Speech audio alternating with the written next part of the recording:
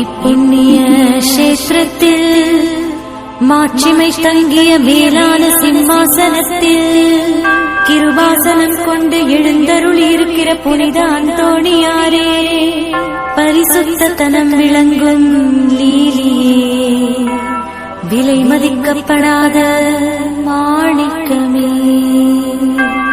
பரலோக பூலோக காவலரே, கஸ்தி துன்பப்படுகிறவர்களுக்கு பரம சஞ்சீவியானவரே, பாவிகளின் தஞ்சமே, உமது இன்பமான சன்னிதானம் தேடி வந்தோ. உமது திருமுக மண்டலத்தை அன்னார்ந்து பார்த்து உம்மை கெஞ்சி மன்றாடுகிறோம். மகா சிரவணம் பொருந்திய புனித அந்தோணியாரே,